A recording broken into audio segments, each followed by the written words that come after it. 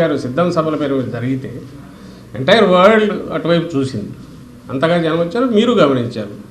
ఆయన చేసిన లాస్ట్లో మొత్తం ఆల్మోస్ట్ 140 కాన్స్టిట్యుయెన్సీ పైన ఆయన విజిట్ చేస్తే దాదాపు అన్ని రకాల పద్ధతుల్లో ఎట్లా వచ్చి తరలి వచ్చారనేది చూశారు.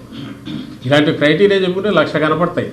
ఎందుకు జగన్మోహన్ రెడ్డి గారి పట్ల ప్రజలు సానుకూలంగా ఉన్నారు, వైఎస్ఆర్ కాంగ్రెస్ పార్టీ పట్ల అని చెప్పడానికి ఒక 100 ఇవి కనిపిస్తాయి. ఆ వైపు ఏం కనిపిస్తాయి అంటే అందరూ కలిసి ఏకమయ్యారనేది ఒకటి తప్ప ఏది సంబంధం లేని వాళ్ళు కామన్ మేనిఫెస్టో కూడా చెప్పుకోలేకపోయారు కదా. మేమందరం వస్తే ఇది చేస్తామని కూడా చెప్పలేకపోయారు. మరి జనం ఎందుకు వాళ్ళకి అంతగా ఇది పడతారు? ఎక్సెప్ట్ వాళ్ళు తయారు చేసుకున్న వండుకున్న ఎగ్జిట్ సర్వేలో తప్ప వేరే రకంగా అది కనపడేది కూడా కాదు చేసి.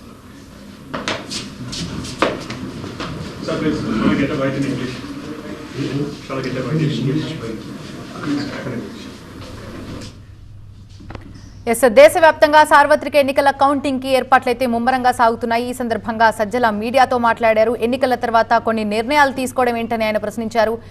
టీవీ9 స్క్రీన్ లో మనం ఇప్పటిదాకా చూసాం. కౌంటింగ్ సమయంలో వైసీపీ శ్రేణులు అలర్ట్ గా ఉండాలని సజ్జల సూచించారు. ఇక చంద్రబాబు వ్యవస్థలని మేనేజ్ చేస్తున్నారు, మీడియాతో కానీ ఇటు ఎక్కడా కూడా ఏం ప్రస్తావించట్లేదు, దేని గురించి కూడా మాట్లాడట్లేదు, గుమ్మనంగా ఉంటున్నారని కూడా ఆయన మాట్లాడిన వ్యాఖ్యలు చూసాం. ఎగ్జిట్ పోల్స్ సంబంధించి కూడా ఆయన మాట్లాడారు. లోకల్ సర్వేలను చూస్తే ట్రెండ్ ఎలా ఉందో ఇట్టే అర్థమవుతుందన్నారు. ఏపీలో మాత్రమే పోస్టల్ బ్యాలెట్ పై కొత్త నిబంధన విషయాన్ని ఎందుకు పెట్టారంటూ కూడా ఆయన ప్రశ్నించారు.